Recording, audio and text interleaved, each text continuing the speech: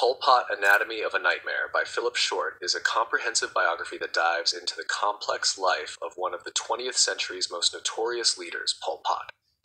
As the leader of the Khmer Rouge regime in Cambodia, Pol Pot's reign from 1975 to 1979 was marked by extreme brutality, resulting in the deaths of nearly a quarter of Cambodia's population.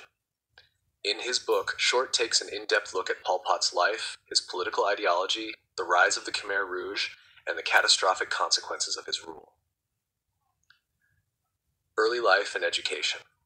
Born in 1925 as Saloth Sar in the province of Prek Spa of Cambodia, Pol Pot came from a relatively wealthy family, with his father being a prosperous farmer and a respected member of the community. The young Saloth Sar received a privileged education at a local French school, where he was exposed to French culture and ideology. This early exposure to the West would play a significant role in shaping his views on modernization, though it would be a modernity defined by a brutal totalitarian vision. Pol Pot's intellectual development continued as he moved to Paris in the 1940s, where he studied at the prestigious École Normale Supérieure.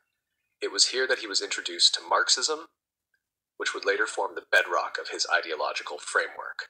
Pol Pot was deeply influenced by the revolutionary ideas of Marx, Lenin, and Mao Zedong, and it was in Paris that he began to forge his commitment to creating a utopian, agrarian-based communist society.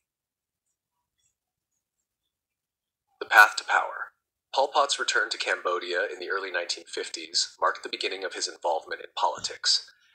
The French colonial administration had left Cambodia by this time, and the country was under the rule of King Norodom Sihanouk, a monarch who was adept at playing the delicate political game of aligning himself with both the West and communist movements in order to maintain his position. Pol Pot, however, was not content with Cambodia's political status quo. He joined the communist movement, which was then operating in the shadow of the Vietnamese communist insurgency.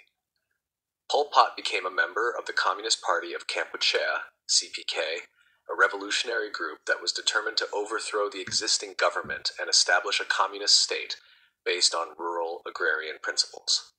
In the early 1960s, Pol Pot began to rise through the ranks of the CPK, eventually taking control of the party's military wing, the Khmer Rouge.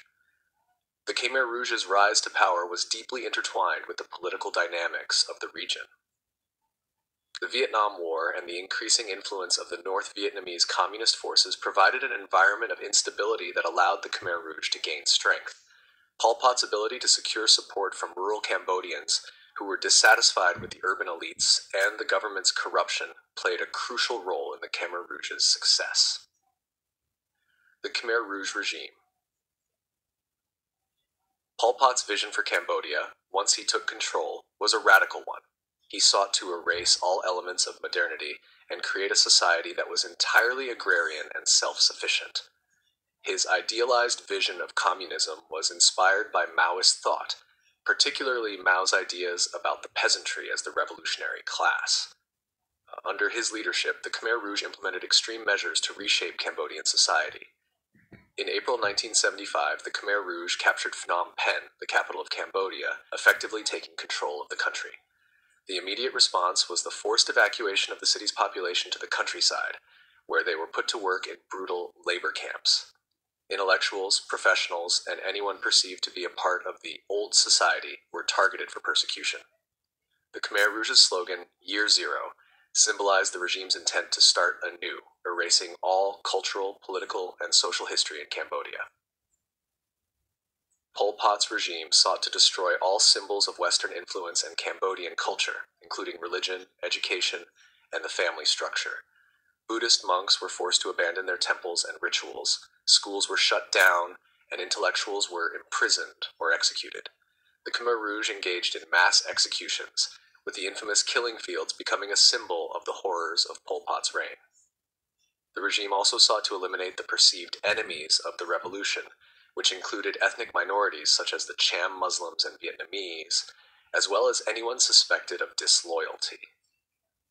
The brutality of the Khmer Rouge's policies led to widespread famine and disease, resulting in the deaths of an estimated 1.7 million people, or roughly a quarter of the population. The Cambodian economy collapsed, and the country was left in ruins. Pol Pot's vision of an agrarian utopia turned out to be a nightmare, as the people of Cambodia were subjected to forced labor, starvation, and execution. Ideology and leadership. Pol Pot's leadership was characterized by an intense personal devotion to his ideological vision, which he pursued with unwavering conviction. He was deeply influenced by the writings of Marx, Lenin, and Mao, but his vision of communism was uniquely his own. He believed that Cambodia needed to revert to a pre-industrial agrarian society, free from the influences of capitalism, Western imperialism, and even traditional Cambodian culture. Under Pol Pot's leadership, the Khmer Rouge adopted a policy of self-reliance, which included the abolition of money, markets, and private property.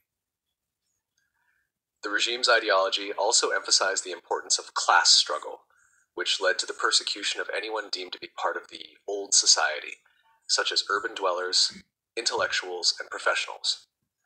The Khmer Rouge also sought to create a homogeneous society, with ethnic minorities, particularly the Vietnamese and Cham Muslims, being targeted for extermination. Pol Pot's leadership was marked by a cult of personality, with the leader presenting himself as the embodiment of the revolution.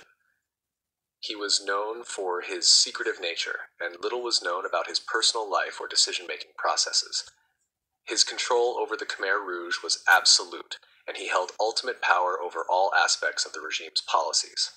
However, the consequences of his actions were disastrous, and the country was left in ruins by the time the Khmer Rouge were overthrown in 1979.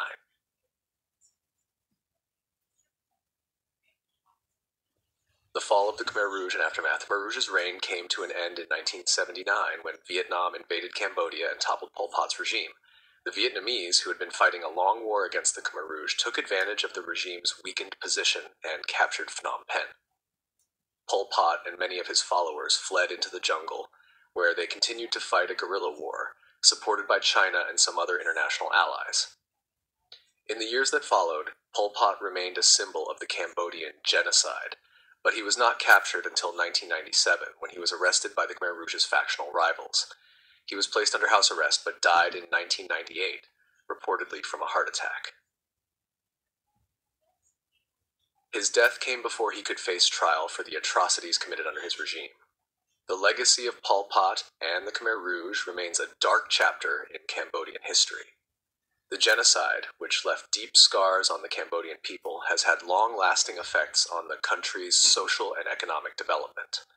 The process of seeking justice for the victims of the Khmer Rouge has been slow and painful, with international tribunals such as the Extraordinary Chambers in the Courts of Cambodia, ECCC, seeking to bring perpetrators to justice, though many victims feel that justice has not been fully achieved.